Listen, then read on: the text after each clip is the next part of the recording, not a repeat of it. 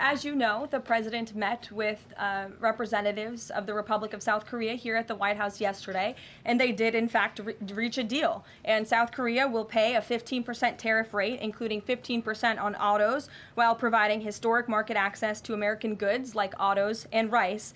Korea will purchase $100 billion in American energy by 2028. And the centerpiece of this deal is that South Korea has agreed to invest $350 billion at the president's direction to revitalize American industry. 90% of those profits will go to the United States government to help pay down our debt and for other matters at the president's choosing. So it was a very successful meeting yesterday. Do you have any set up the further U.S. South Korea summit day?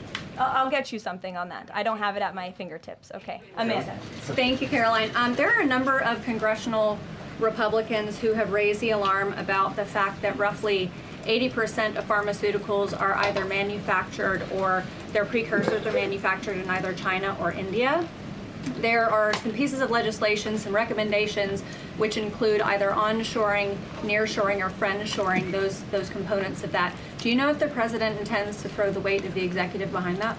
I don't have any updates for you at this time. I do have an update on our EU trade deal. I stand corrected. It's not $60 billion in investments. It's $600 billion in investments. I want to make that very clear. And I personally watched the president behind closed doors with the European president in Scotland negotiating this deal. And he got the most juice out of that squeeze that he could. And he was constantly looking out for America's interests. So I just wanted to clarify that one point. Deanna. Thanks, Caroline. For the countries that don't have a deal yet, should we be looking at the April 2nd chart at all?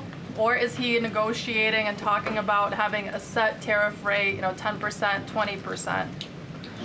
Those discussions are taking place with the trade team today, and again, we'll provide further guidance with that executive order once it is signed, and the answer to that question will be in that executive order. Is he looking to provide any more extensions today after his phone call with Mexico? Is there any other conversations like that? I do know that other foreign leaders around the world have reached out, and if the president decides to share the conclusions of those calls with all of you, he will do so himself.